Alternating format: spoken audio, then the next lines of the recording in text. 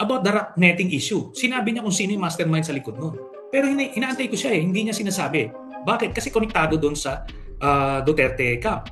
Sabi ko, may problema tayo dito. Ang mangyayari nito, dadalhin lang niya, ititimon lang niya yung investigation papunta doon sa present administration. Destabilization yan. Kaya, nagpupustura ka as a crusader for good governance tapos maka-Duterte ka. Talagang nakakakilabot naman. Pangalawa dito naman kay Trillanes. Alam niyo, ini-ignore ko na lang. Sayang lang oras ko na pansinin yung mga pinagsasabi. Enzo Recto, kalaban ang katiwalian at kasinungalingan, kakampi sa katotohanan at kabutihan. May panibagong birada na naman si dating Senador Antonio Trillanes laban kay Baguio City Mayor Benjamin Magalong. Ayon kay Trillanes, bias daw umano si Mayor Magalong kasi kung tunay daw itong tagapagtaguyod ng good governance. Bakit tila pinapanigan pa raw nito ang mga Duterte? Giit pa ni Trillanes, kung laban sa katiwalian, dapat daw lahatin at huwag isalba ang sinuman, lalo na ang mga Duterte. Pero bago po natin pakinggan ang mga sinabi ni Mayor Magalong, panoorin muna natin ang mga pahayag ni Trillanes at pagkatapos, alamin natin kung ano naman ang naging tugon ni Mayor Magalong sa mga patama sa kanya. Heto mga kabunyog, panoorin po natin ito. Okay. Sige. Bilang panghuli, gusto ko itanong sa inyo to. Kasi may mga curious, bakit daw hindi kayo solve dito sa role ni Magalong previously dito sa ICI, and of course nag-resign na siya as a special advisor. Okay? Ang tinatanong ng iba, ano raw ba yung bubog ninyo dito kay Magalong? Sinasabi niya, straightforward, na maka-Duterte siya. Tapos, makabonggo rin siya. Yun yung mga kingpin dito sa sindikato na to na sa DPWH. Doon nagsimula yan. After nung kay Pinoy team, sinet up nila yun nung panahon ni Duterte. Paano ngayon yun? As he cannot be objective anymore. Even if you ask him now, saan bitin niya na makabonggo siya at maka-Duterte siya? Di ba independent commission niya? It should go both ways. Tapos pangalawa, yun na nga, meron din pala siyang 120 million na tennis court with the Discayas. Tapos sinasabi niya, ano raw yun? Above board. Teka muna, ba't ikaw yung nagsasabi?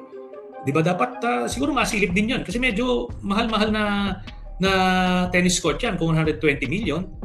Ano ba yan? Heated ba yung floors dyan? Ano bang setup niyan? Di ba?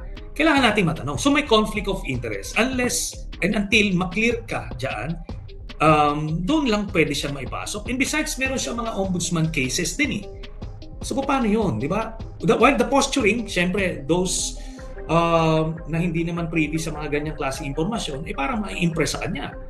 Pero for somebody like me na may nakakalap natin to impormasyon, one of which, yung galing sa kanya mismo nung campaign ng 2022 when we went to Baguio, siya mismo nag-confide sa akin about the rat netting issue. Sinabi niya kung sino yung mastermind sa likod nun. Pero inaantay ko siya hindi niya sinasabi. Bakit? Kasi konektado doon sa Duterte camp. Sabi ko, may problema tayo dito. Ang mangyayari nito, dadalhin lang niya, ititimon lang niya yung investigation papunta doon sa present administration. Destabilization yan. Speaking of which, part rin siya nung anim, yung isa sa mga na-identify na active groups calling for a national council kapalit ng isang democratically elected government. Tapos, in fact, siya yung itinutulak na transition leader. Ano yun? Problema yun.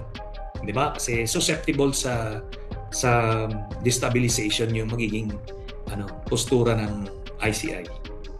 Anong grupo po ito yung nagtutulak na siya yung tatayo bilang interim leader na binabanggit nyo? Yung anim, no? Anim, yes. And hindi sila they're not covering it up. Hindi nila ito tinatago.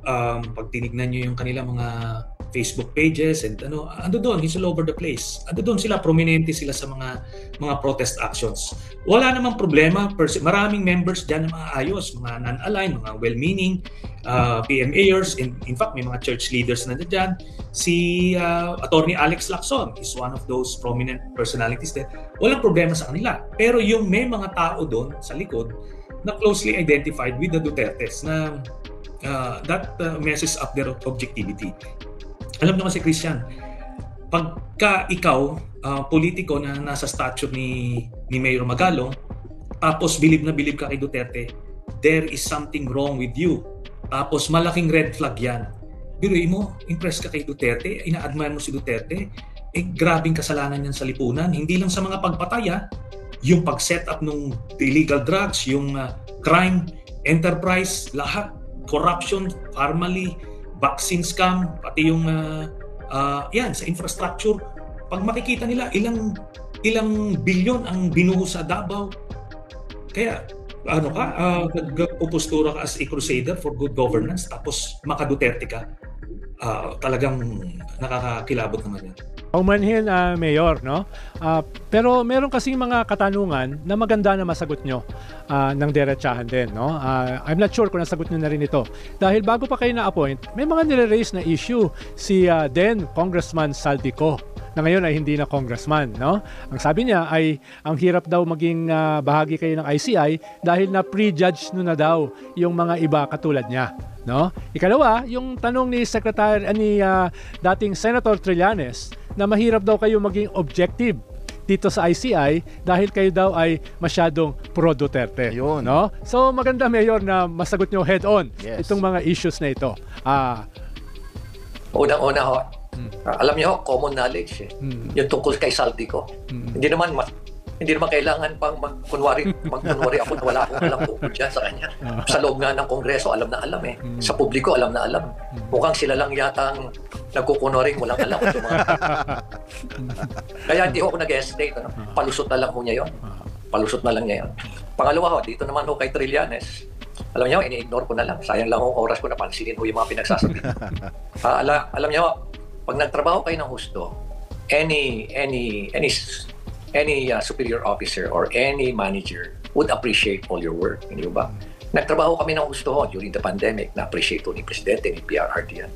Ganon din ho naman, nandyan ho sila Secretary Charlie Galvez, nandyan ho sila Secretary Anyo, nandyan ho si Secretary Vince Dizon, na talagang naging member pa ng cabinet. Nagtataka ako rito kay Mr. Trillanes. Bakit ako yung pinupuntirya niya? Nandyan pa naman yung iba pang mas matindi nga yung relationship nila sa dating Presidente. Pero maayos sila ng trabaho, nagustuhan din sila ng trabaho, nagustuhan din sila ng bagong administrasyon ni PBBM. Bunyog, halikan na kasama ka. Bunyog, kapag buklod ay may pag-asa. Luzon, Visayas, Mindanao, isa ang pananaw. Sa bagong Pilipinas ang bunyog isisigaw. Bunyog, bunyog, bunyog.